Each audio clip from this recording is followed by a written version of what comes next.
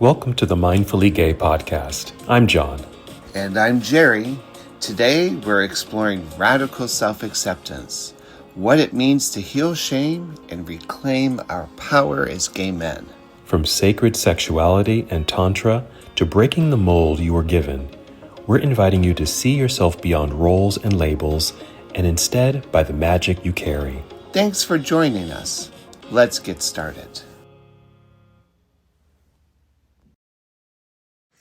Welcome to the Mindfully Gay podcast. This is John Cottrell. I'm Jerry Buie, and we want to welcome you to another episode. We've been bantering about what to talk about, and we decided to consult the Oracle.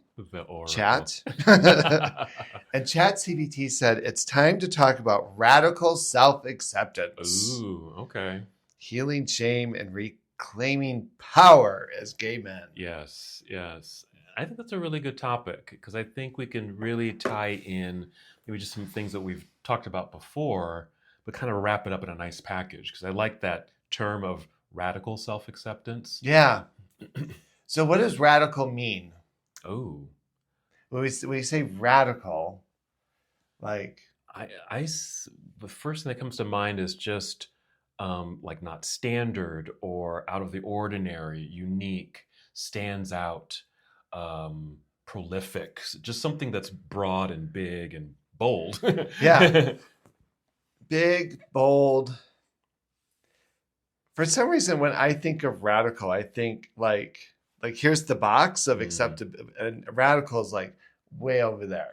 Like think about AI. Okay. Right? Yeah. AI 20 years ago was a radical idea. Right. Yeah. And when you hear these ideas, you think, is that even possible? Mm-hmm. Right? Mm-hmm. And then here we are achieving, talking, chat, help us. Yeah, it's so out of the box. And when it's not just, kind of a step away from out of the box, it's clear down a path that we haven't explored yet. Yeah. Think about radical. And I had some friends once that were interviewed on the local news. This was probably about adopting kids or something. It was a while ago. Mm-hmm.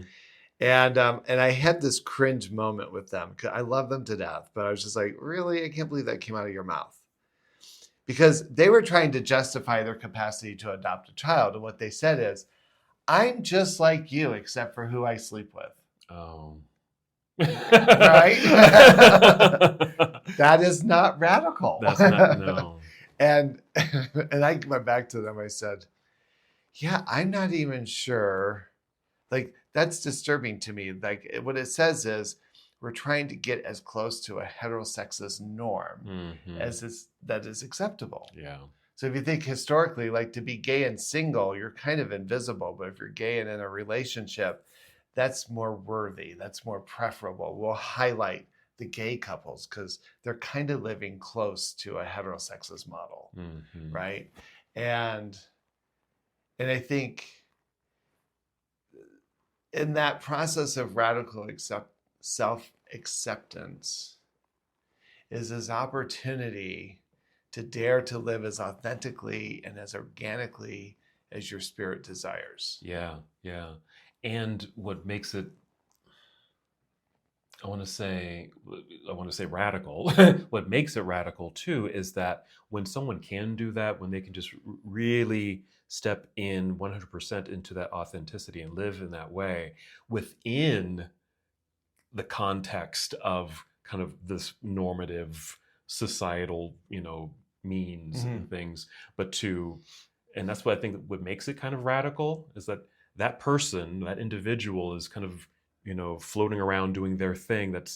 And everything that they do, maybe say, think, is so different from what's going on around them. Yeah. Yeah.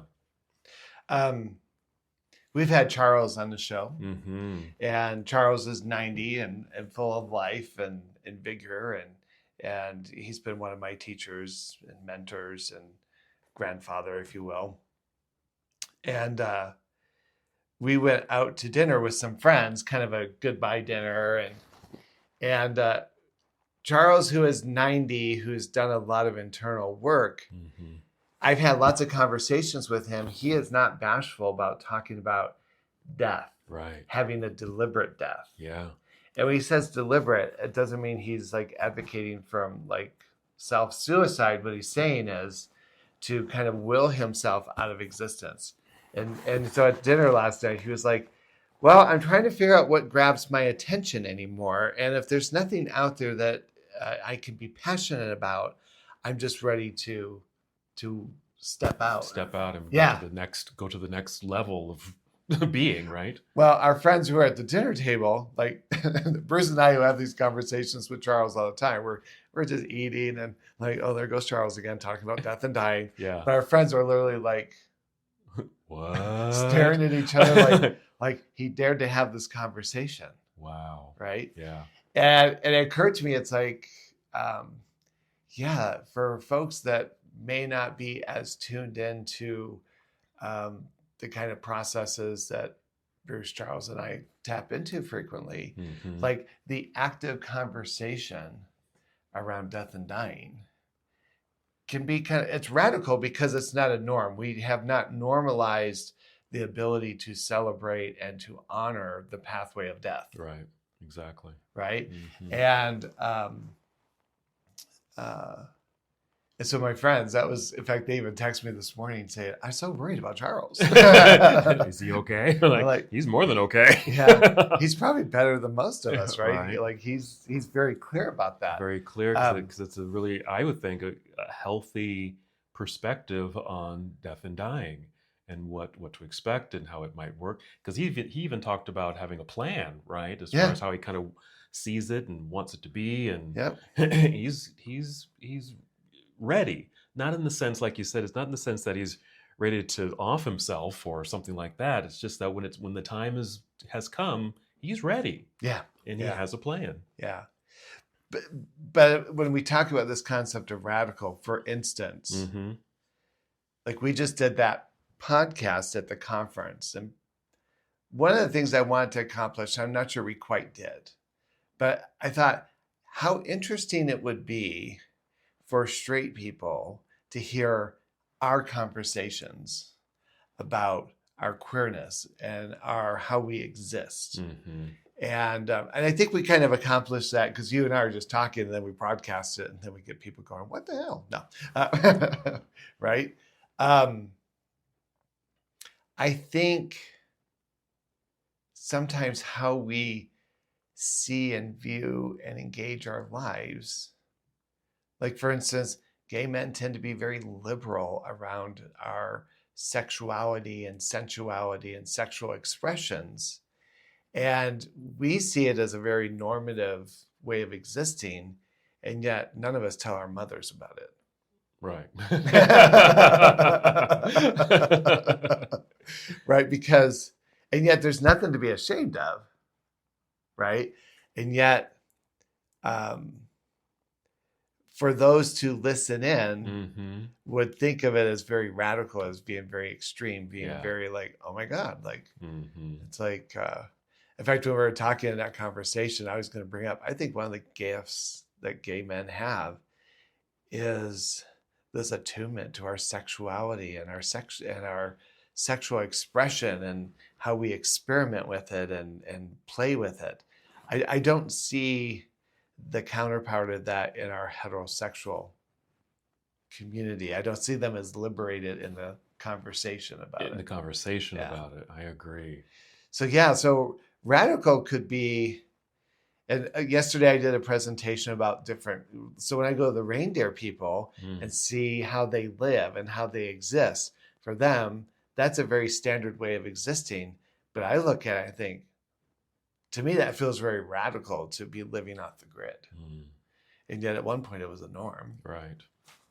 So radical self-acceptance, like, what does that look like? Here I'm a therapist. I'm like, what does that look like for it?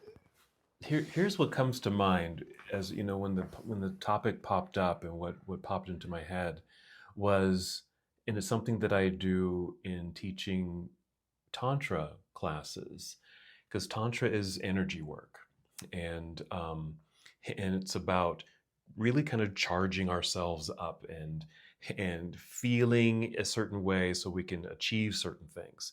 But in that energy, there's this vibration and this movement, this almost like the cellular shifts that's happening within us, right? That allows us to do very powerful things. And in that process of doing tantra work, whether it's, breathing, very dramatically, there's dramatic breath exercises, yoga, and there's a lot of things. But what we're stepping into is, I think, the ability to have a greater awareness of what and who you are. Because we can certainly see ourselves as, I'm a physical being, I'm an analytical being, I'm an emotional being. And I think, that's kind of standard for just any human being, right? But in a way, to me, that's kind of two-dimensional. Like that's just, that's basic, as the kids would say. That's basic. But what else are we? By doing some kind of work and introspection, we also find that we are, we are spiritual beings. And we are, I even would say to my students, we are godly beings. We are extraterrestrial beings. We are a lot in this thing, this sack of skin, right? and beyond. And we're even beyond this. And if we can come to a point of understanding that we're just more than this, then I think that's a step towards radical self-acceptance. I'm a spiritual being. I'm a magical being. I'm an extraterrestrial being. If you really think about it, we are. And to live that way and to speak that way amongst the muggles and the norm, it might be seen as quite radical. But I think for us, that is our authenticity. We are radical beings. Right. Have you seen the movie Lucy? I know with of Scarlett it. Johansson Yeah. and Morgan Freeman. Right. Oh, wait, did I see it? I know of it, but I don't think I saw it. Well, the premise of the movie is, so Lucy is this girl who unwittingly gets drawn into being like a drug mule. And she's carrying this new drug. Right. That she kind of gets kidnapped. They put the drugs inside her body. Yes. And now she's got to follow the instructions. Well, somehow the drug releases itself into her system. And what it does is it expands her brain capacity. And then kind of the other subplot, then they end up merging, is Morgan Freeman is a brain scientist. And so he's giving this lecture talking about how humans tend to use 10% of their brain. Right. And so he starts hypothesizing about what it would look like if humans used, like dolphins use 20% of their brain, right? They use more of their brain capacity than humans do. Wow. But he starts hypothesizing what 20, 30, 40, et cetera, % of brain capacity would look like. Well, in the meanwhile, Scarlett Johansson is having it happen. She's having it happen. Wow. And it's a really interesting movie. It's kind of artistically done in an unusual way. But the premise of it, at one point, as she's going through this transformation, she's talking to her mother and she goes, I feel every emotion. I feel the air. I feel gravity. And what she was saying is, my consciousness is expanding, but it's not like she is naming things that are extraordinary. She's naming, the vibrations of that butterfly. Yes. And the air on my skin and how gravity is holding me down.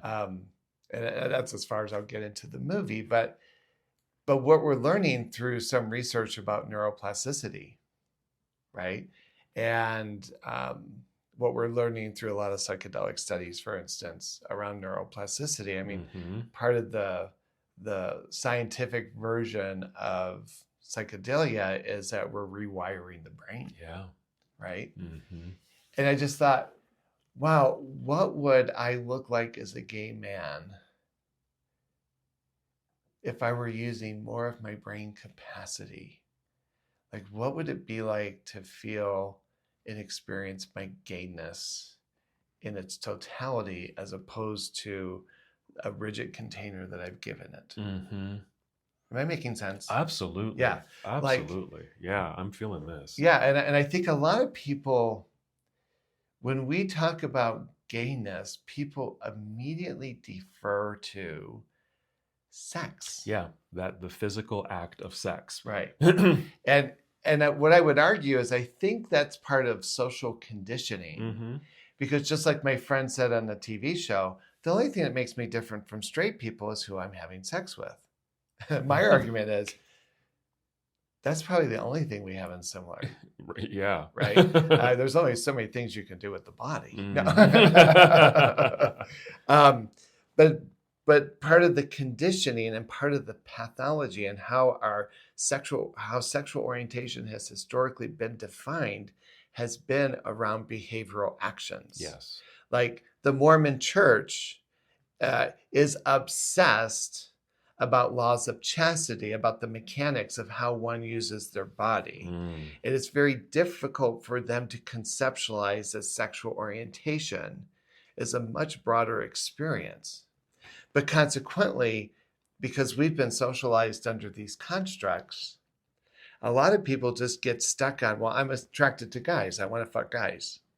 And they just get caught in that loop. Yeah. And if we get caught in that loop, it just emphasizes that stereotype, really, and minimizes and objectifies even, but minimizes who we really are. Right. And if we're doing, and if that's coming from the outside, that's one thing, but we're also doing it to ourselves, right?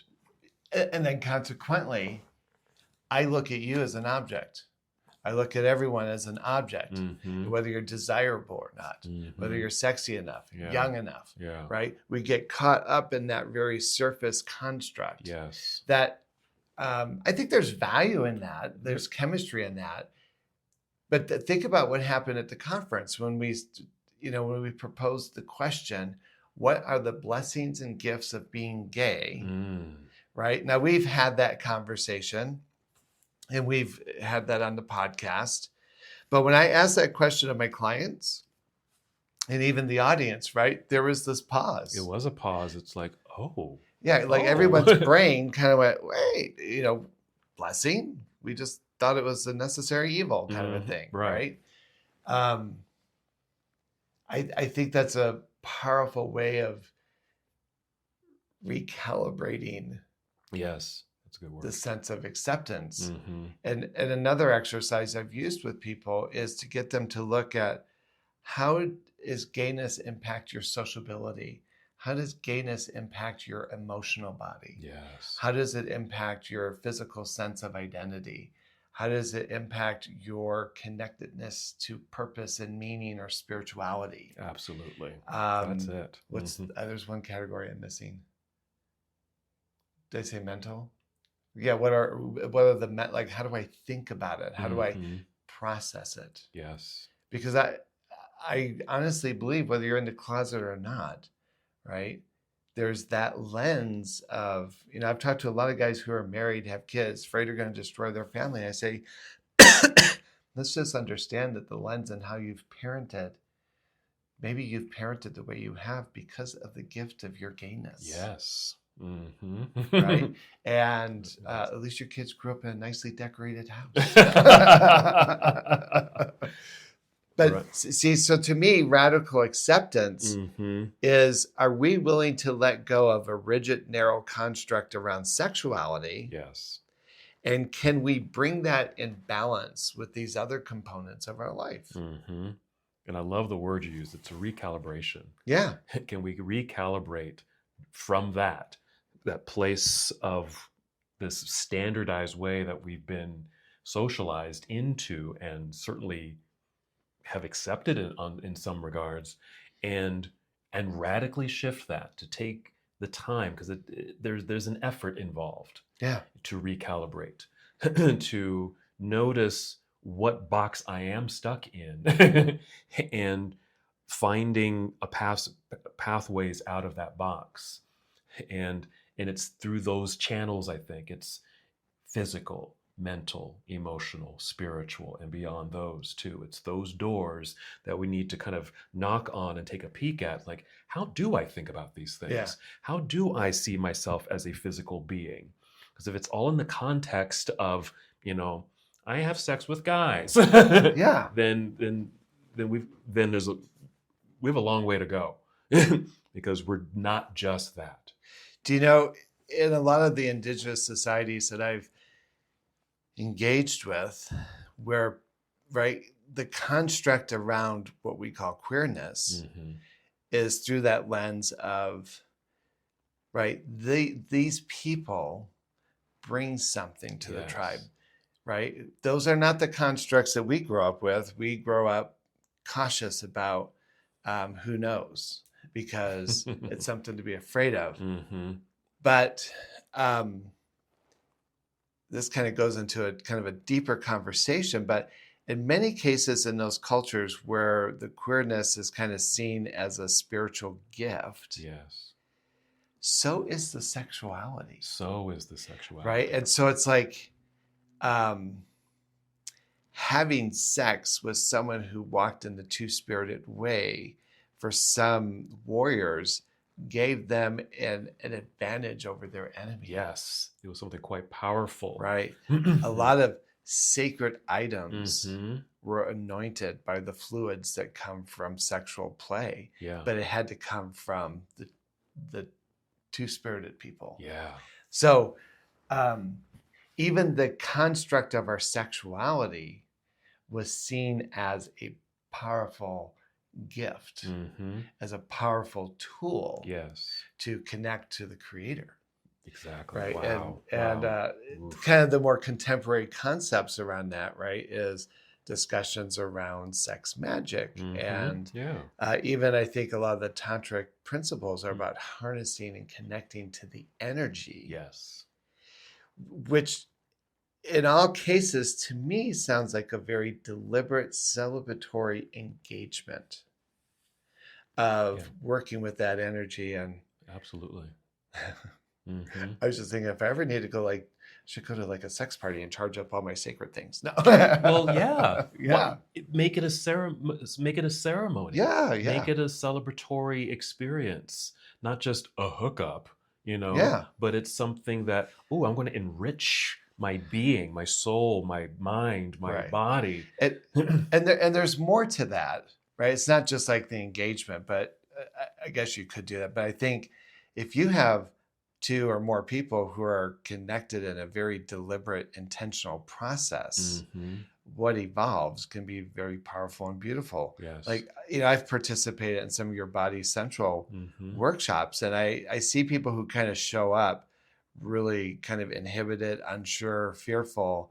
And at some point you see people kind of release. And I remember one time at the old house where we had a good group of guys there, maybe 12. So we had 3 different tables. Yeah. But the energy had gotten so built up that we gathered as a circle, all of us naked with our arms around each other. And we just held in our hearts the beauty of what had happened. And then we just energetically and collectively sent it out into our community.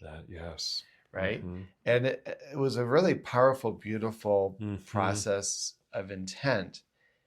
And part of getting there was working through the challenges of our stories and constructs about our bodies, about our sexual worthiness. Yep. I'm done preaching now. Preach on. I mean, because that's it.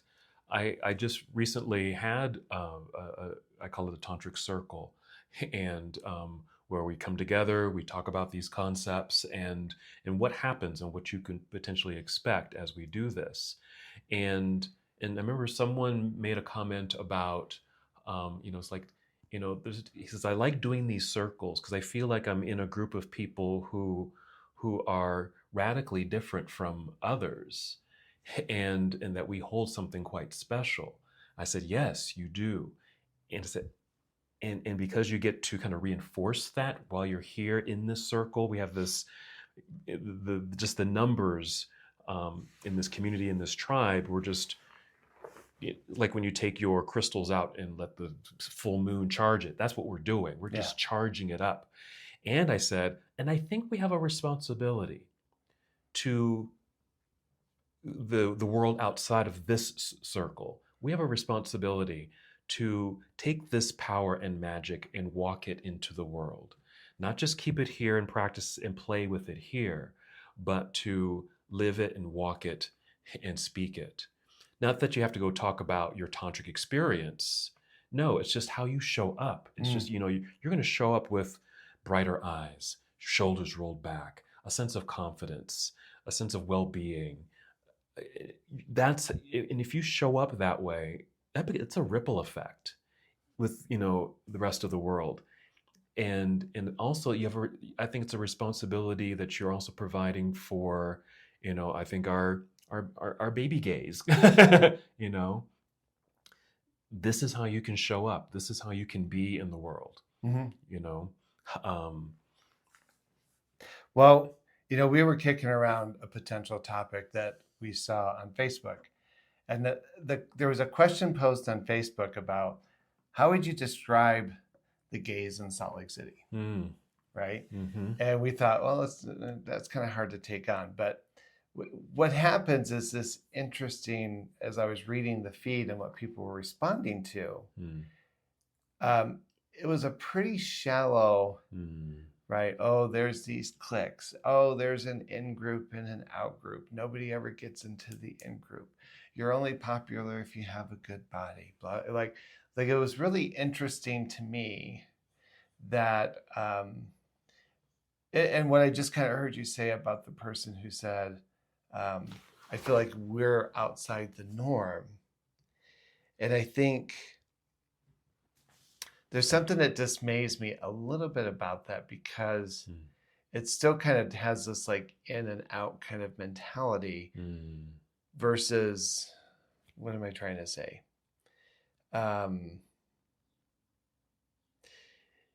We're unique because we see this differently. But I'm not sure I would invite anyone else to join. I see. Right? Like somewhere I'm not sure of that dynamic. And I think what I was dismayed about the conversation on Facebook and what I hear from folks frequently, like people will look at Person I and say, oh, your life is so different. It's like, not really, because I think it's about, once I really know myself or have an experience or see myself in a particular way, why wouldn't I want to include others? If I'm assuming they don't want it, then that layer of self-acceptance is not terribly radical, right? It's exceptional. It's right? Yeah. And what I really want to believe, and I see it frequently in the people I spend time with, that people may not show up connected to it or even conscious of the idea that these conversations are crucial around who we are. But once they get exposed to it, they get open to it, right? Yes. And so then the question is not so much about what's the community that's showing up for me, because wherever my layer of self-acceptance is, that's what I would draw to me. Yeah. Miguel Ruiz, this is my paraphrasing, basically said that people, places, and circumstances show up as secondary characters to my own primary story. Yes. So if my story is we're shallow, why is that showing up?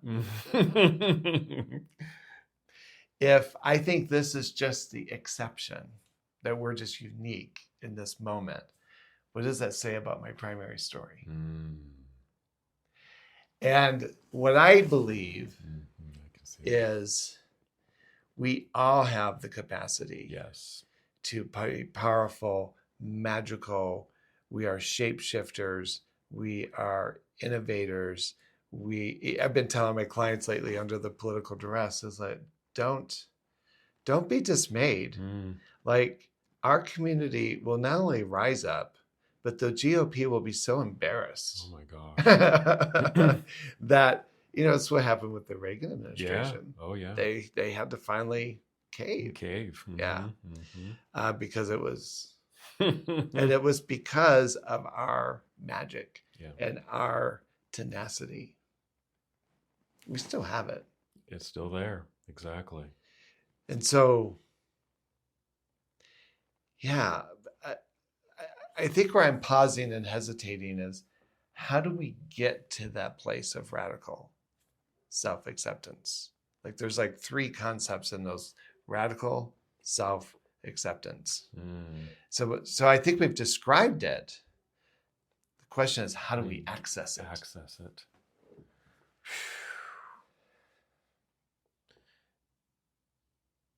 It's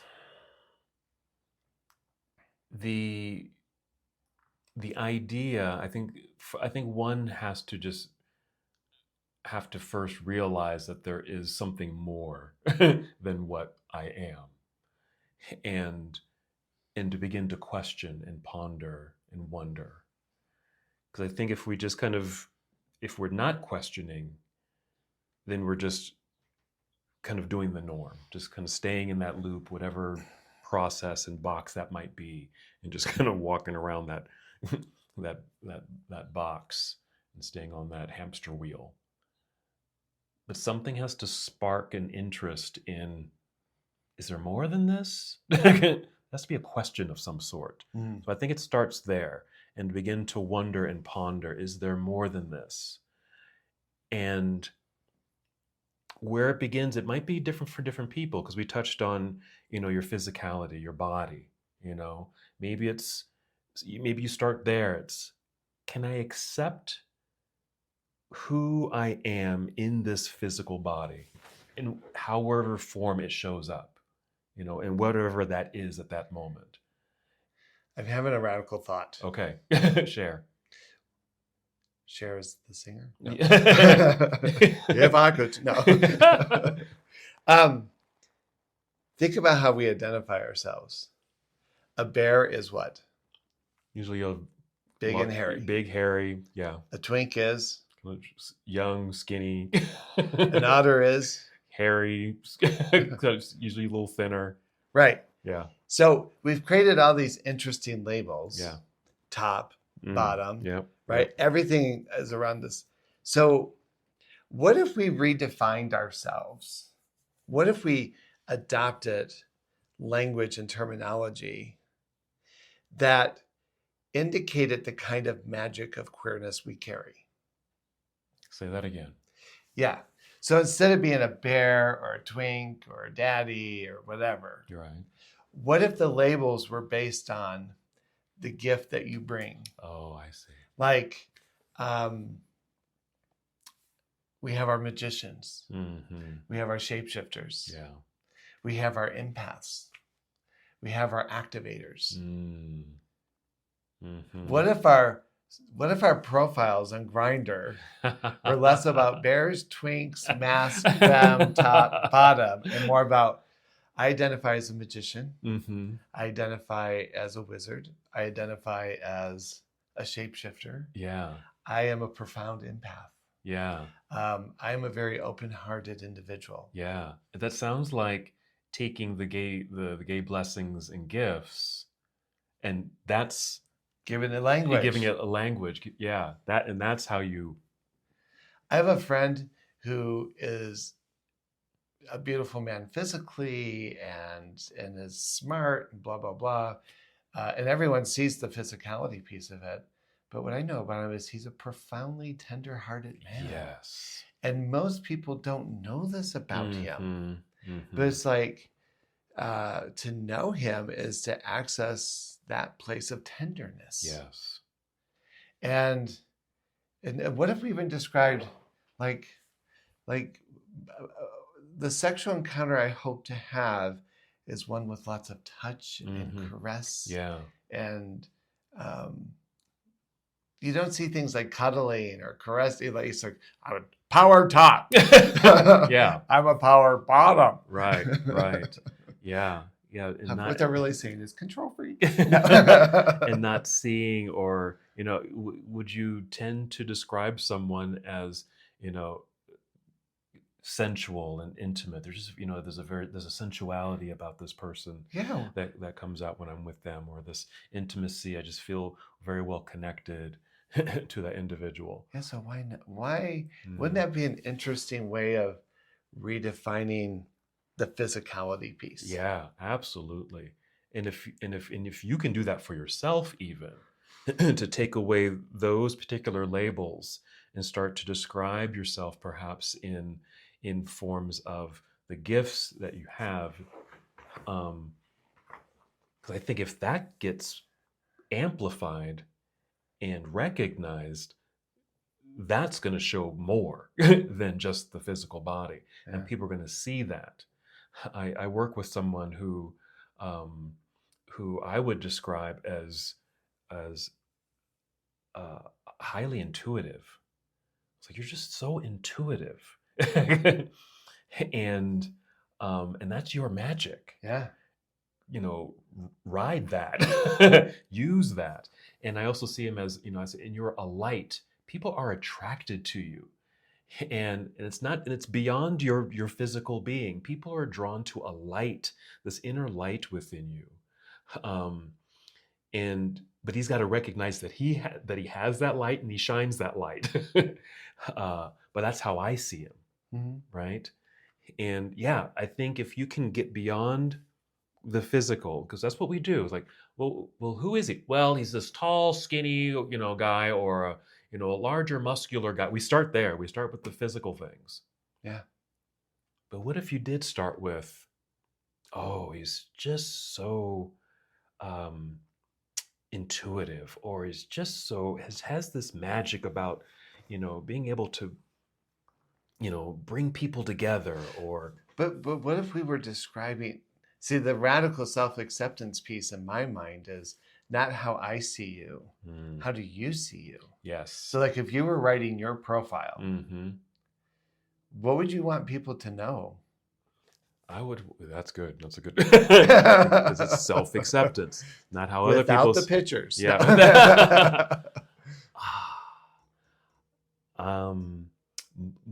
Multifaceted. Yes. Eclectic. Yeah, eclectic, multifaceted.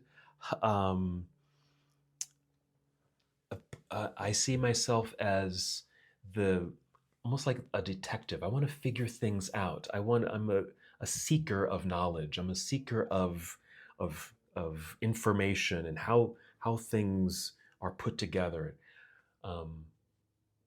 That's how I see myself. I see it. Yeah. How about you? How would you? What would be some of the words that you would I'm use? a daddy. Because I think this would be a good exercise for people to do. I am a fairly passionate person. If I tap into an idea, or even if I'm naked and being with someone, I am passionate in the moment with, and I love sensuality. I love touch. I love massage. I love explorative kinds of things. I love to feel safe when I'm in those environments. Like when I say safe, not necessarily physically safe. I mean, that's important, but I want to know that I can be explorative with someone. And in order to do that, I have to feel confident in their presence. Yeah. And whether that's a deep spiritual process or a sexual process, like those are components of me that I value, that I think that I bring to the table. Yeah, absolutely. Yeah, and I think I enjoy provocative conversations and engagements, Mm-hmm. right? So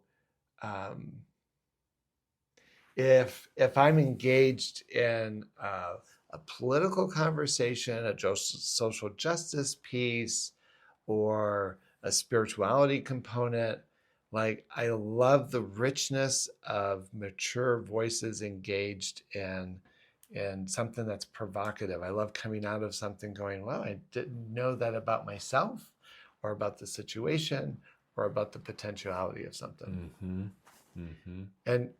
And I would say that crosses the physical sexual. I think that crosses the emotional. I think that crosses the spiritual. Absolutely. Yeah. All of those things. Yeah. Yeah. Wow. Wow. I think that would be a really important exercise for people to do to, you know, shift that diagram basically of how you want to be seen, but how do you see yourself? What are those radical pieces that you see in yourself? It's really just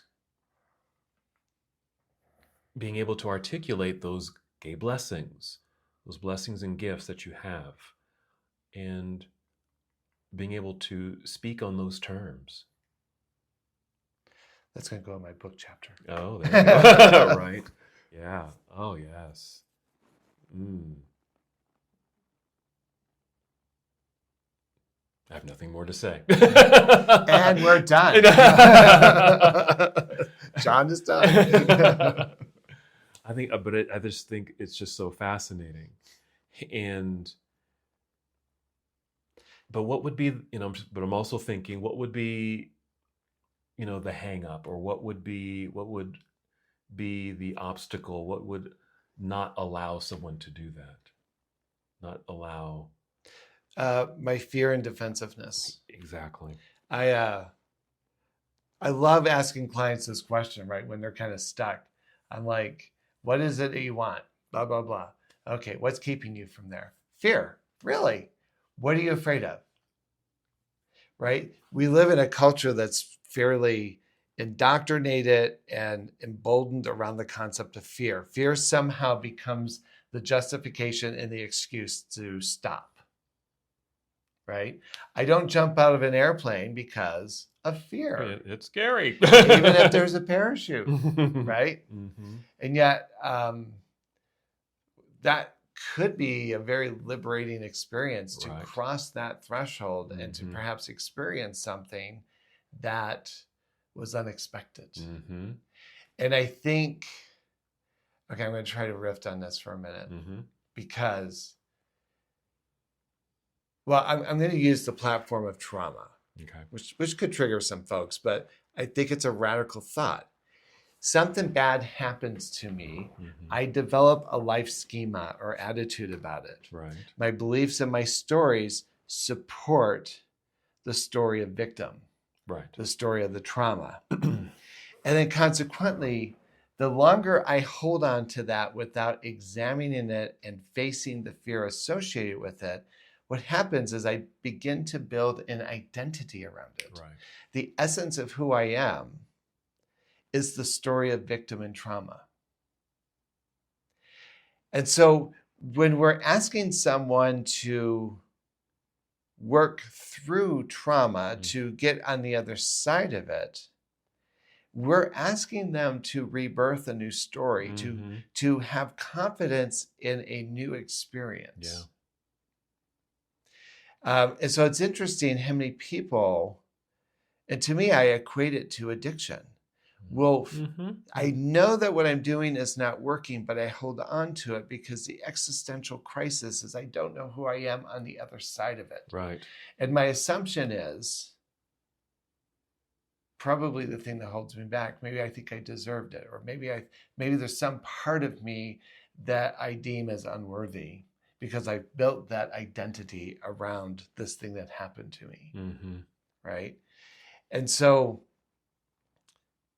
I had someone ask me at the conference actually the other day, like, how do you get there? And I said, for me, when I immediately go, I'm not sure about that, that's usually the invitation to do it. Right? Because when I start to break down the construct of why I don't think I should do it, I realize that it's rooted in all these stories about if I can do it, what would people think, right? They asked me to do this presentation on shamanic journeying at this mental health conference, and it was like coming out of the closet because they don't know me in that capacity. So now I'm standing there barefoot in my rattle and my feathers, and they're like, "Who are you? Who's this guy?" Yeah. So like the willingness to be seen outside of a particular way, right? All those are components, right, that have to be challenged. And so when I find myself, I don't know about that, that's usually, that has now become my trigger to not if I should do it, but how am I going to do it? How am I going to do it? Yeah. And sometimes it's an amazing experience. It's a beautiful experience. And sometimes it's not. But nothing's lost. Nothing's lost. And you gave it a try. And it's not, and it means, and it also can tell you that that's not the only way to figure this out. Yeah. There's other ways and approaches to create that new story, to break out of that box. I love that example, especially with trauma and being able, and we build identity around that. We build these mechanisms to stay within that bubble, right? And that's how we live our lives. And when we were faced with what would happen if that bubble burst, there is that fear of like, well, I don't know anything else. This is all I know. This is my world. This is my bubble. And I don't know how I would function and be outside of that. And that can be hopefully an invitation to, well, what would happen if you poked a hole in it and start to look at the other side.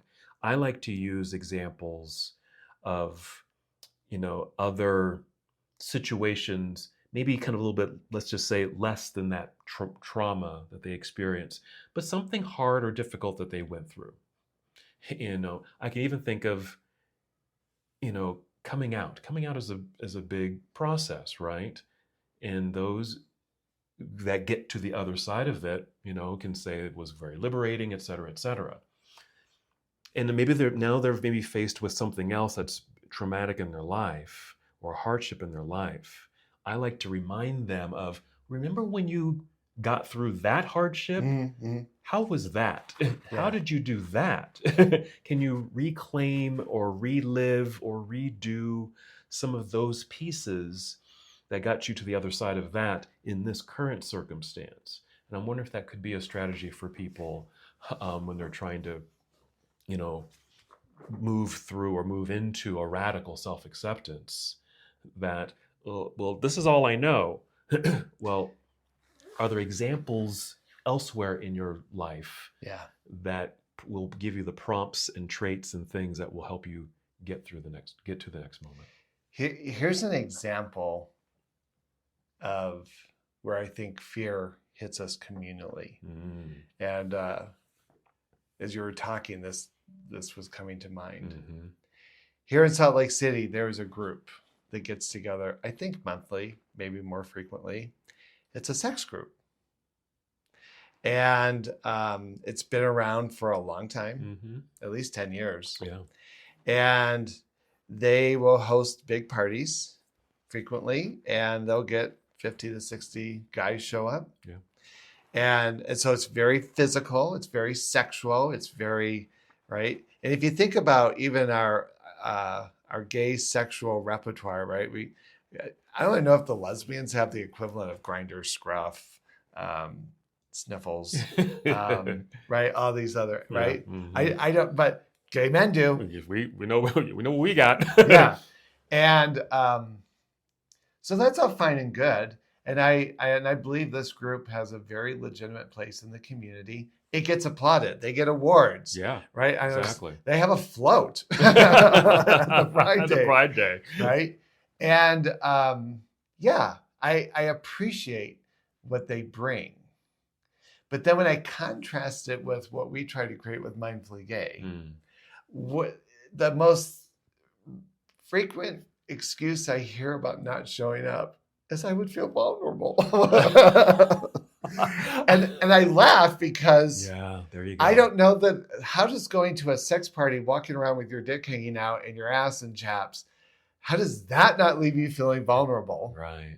But coming and talking in a circle and daring to explore the places of spirit and emotion and identity, how does that become vulnerable? How does that become scary? Yeah. And not hanging from a cross and getting your ass whipped. Do you hear what I'm saying? I absolutely do. And somehow this gets, right, in the Pride events, right, all the clubs will have go-go boys dancing on them in their Speedos, right? They're promoting this kind of physicality piece. I love those floats. I know a lot of guys in those floats. Yeah, they're pretty. They're sexy. They're hot. Like, there's $1, right? I guess my observation is the place of radical self-acceptance as a community would be our capacity to celebrate the sensual and the sexual, kind of going back to our Reclaiming Pride episode, right? What happens when we celebrate the spirit, the tenacity, the essence, the fortitude, the strength, the going forwardness? Yeah. What if we celebrated our elders for showing up? What if we celebrated, the young people as they're coming out, right? What would happen if that physicality piece was also in balance with these other pieces? I think we would be such a different force to reckon with. I think so. Yeah. Absolutely. And just thinking about, just that dichotomy of, here's the Speedo guys, the leather guys, dicks out, butts out, that kind of thing. And, how is that not vulnerable yet?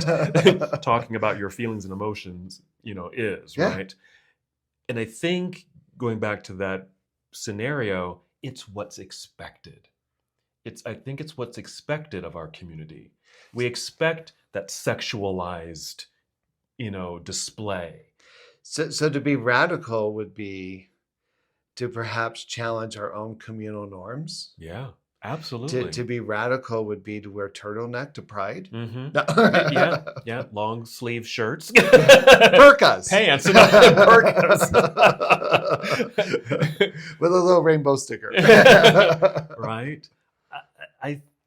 That would be radical. I think that would be radical.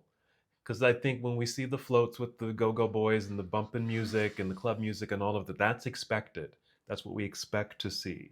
And I think, those who are not in this community, that's also what they expect to see. Oh, that's what those gays do, right?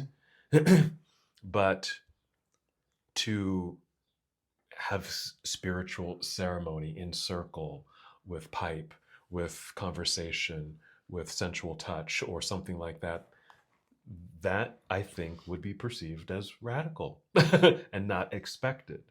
Well, frankly, we've heard some of the rumors.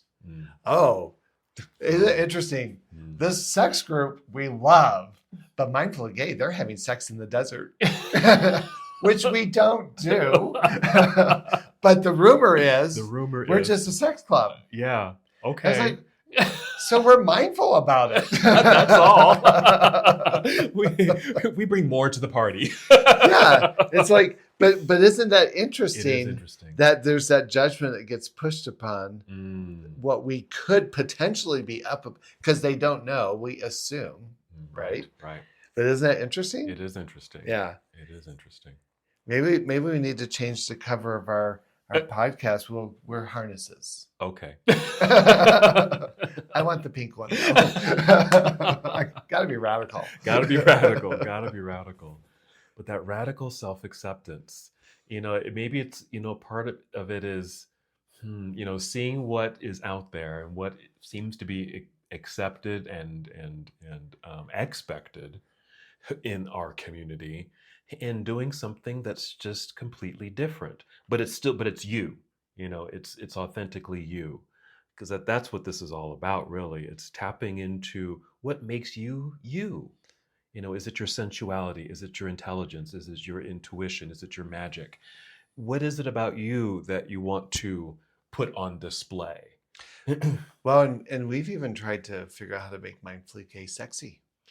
Yeah. So we've fallen into the trap, I think, of, if I'm hearing you right, I think we fall into the trap of why don't people see us or accept us? Do we need to put, do we need to be topless on our pictures? Do we need to be shaking our bums in in thongs or something to get people? He's thinking. To I get have people's that one little sequence piece. to get people's attentions. Like, why? We keep asking the question, why don't people see us? Yeah.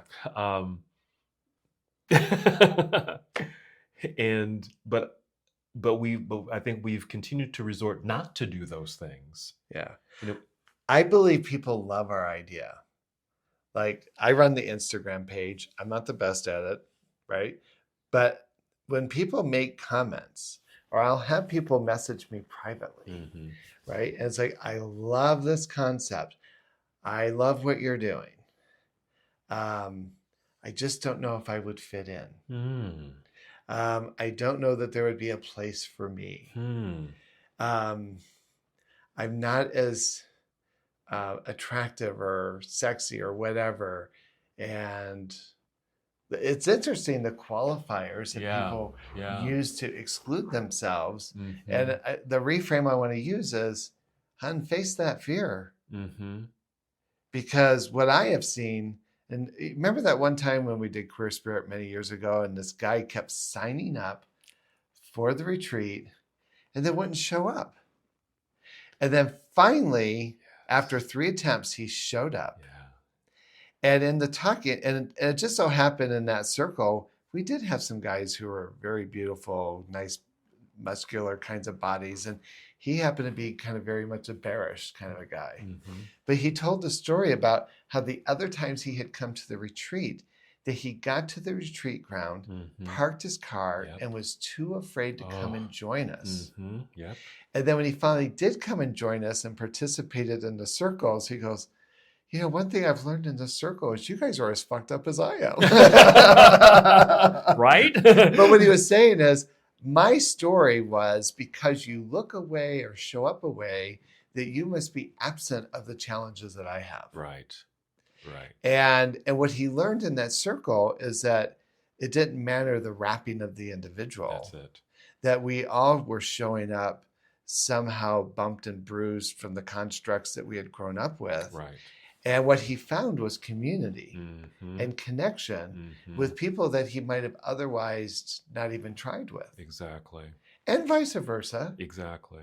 I love that example. I love that story, because I think that is a part of that showing up. It might take several times, and we acknowledge that, and we even honor that. It might take several times, because I think it's important to note and check off that you tried. Yeah. You came, maybe it's the next time that you actually walk through the door or show up to the campgrounds or whatever it is. It was a nice drive from Salt Lake City. So he had that.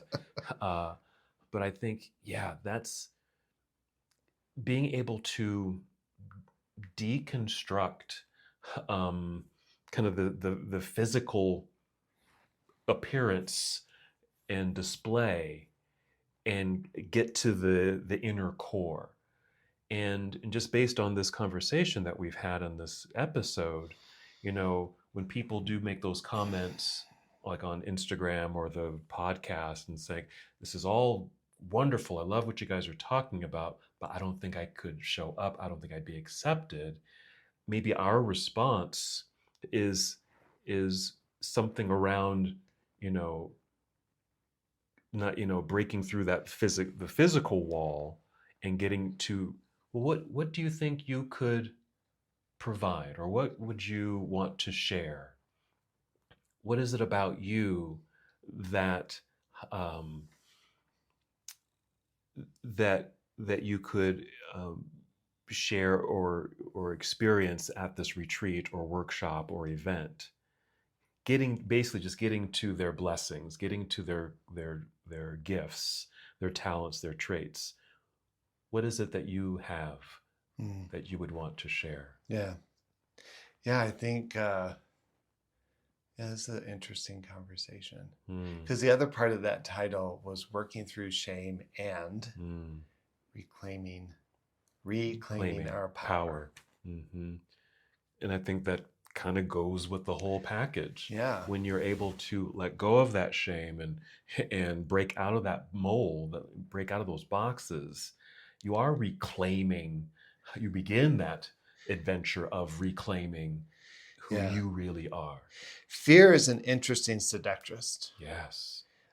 She's very efficient at pulling people in. Mm-hmm. They've got it. And I think what we do with fear is we relinquish our power.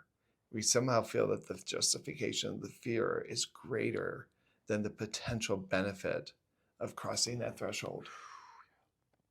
And so I think my encouragement about reclaiming that power is being willing to confront the fear and to not put my focus on the fear, but on the potential liberation and freedom that comes from crossing the threshold it presents. Yeah. And, right, we fear rejection, we fear all these things. And by doing that, right, to radically accept ourselves. I mean, I think that's an example we could take from our trans community. Absolutely. That's such a profound, radical place of acknowledgement when I begin the place of hormone treatments and potentially surgery, right? I deliberately am shifting everyone's perception of me physically, right? That is a powerful place to be. Yeah, it really is. And we might want to look to our trans family to say, what can we learn through their example? Yeah. And coming to find our own space as queer men. I love that. Yeah. That would be good. Well, I'm glad we had nothing to talk about today. Yeah, nothing at all. Yeah. We are always curious, definitely deeply, profoundly curious in what you're thinking, especially topics that you'd like us to talk about. And, we take from our experiences, but we really value your feedback. So please go to the Instagram mindfully_gay, and you can direct message us or comment on one of our videos. We have a Facebook page called Mindfully Gay. You're welcome to join that and dialogue there. You can go to the mindfullygay.com website and communicate with us there. You can work with us telepathically. If you happen to be watching this, because this is also on video, and it's on YouTube. On YouTube, you can certainly make comments there, and we will. I look at those comments and can easily respond to you there. There's ways to share your thoughts, share your feelings, your ideas about what you're needing. What do you need? Yeah. Maybe it could be around that. What do you need that we can just have a conversation about? And if you'd like to also be a part of that conversation, I mean, quite literally, we'd love to have you on as a guest, either in person or through Zoom, so that you can share what's on your mind. Because I'm sure there's other people out there who might be wondering or thinking the same kinds of things. We want to get this messaging out. I think what we're finding out, especially having conversations like this, is that we are radically breaking molds here and getting to the truth of a lot of things around who we are as gay individuals. And I think a lot of folks have similar thoughts and similar ideas about this, and want to be a part of that conversation. So we invite you. Yeah. Our next retreat is in September. Right. We hope to have a few events between now and then. Movie nights and sweat lodges and meditations. So please go to the website, But we hope you enjoyed this conversation, and we look forward to seeing you next time. Thank you for tuning in to the Mindfully Gay podcast. We're so grateful you spent this time with us. If this conversation resonated with you, we'd love to hear your story. Share with us on Instagram at mindfully_gay. And visit mindfullygay.com to see our upcoming free social events. Don't forget to rate this episode so our other listeners can find us more easily.